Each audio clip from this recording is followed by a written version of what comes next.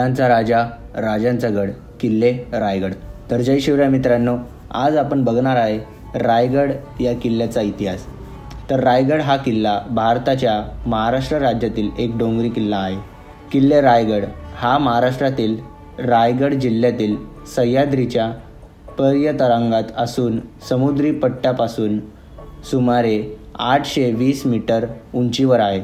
महाराजांनी 6 एप्रिल 1656 रोजी रायरीस म्हणजेच रायगडास वेढा घातला व मे महिन्यात रायरी महाराजांच्या ताब्यात. तर रायगड किल्ल्यावर जाण्यासाठी 2 पर्याय आहे. एक म्हणजे रायगड रोपवेनी जायला आणि दुसरा म्हणजे ट्रेक करायला. आणि रोपवेनी तुम्ही वरती पोचल्यावर तुम्हाला एक असा सुंदर दृश्य बघायला मिळतो. तर इथे आपल्याला माहिती सांगायला व रायगडाचा इतिहास सांगायला आपल्याला गाईड असतात व हे गाईड आपल्याला रायगडावरचा इतिहास आणि महाराजांचा इतिहास सांगत असतात.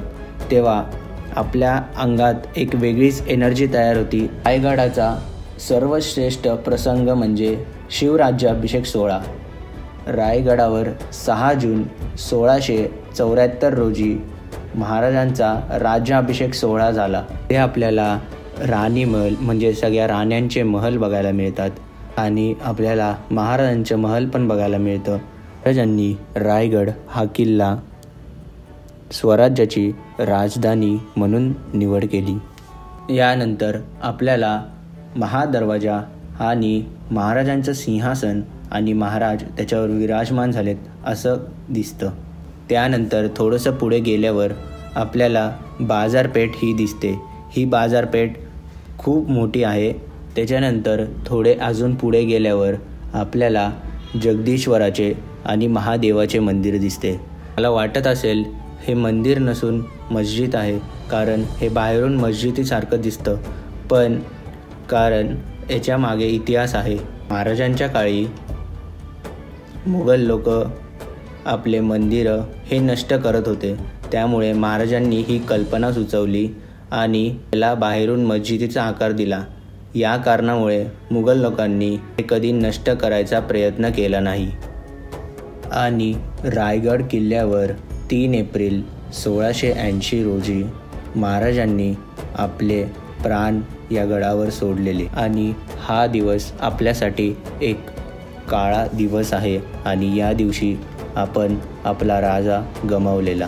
त्यानंतर याच्या थोडं पुढे गेल्यानंतर आपल्याला दिसतं महाराजांची समाधी.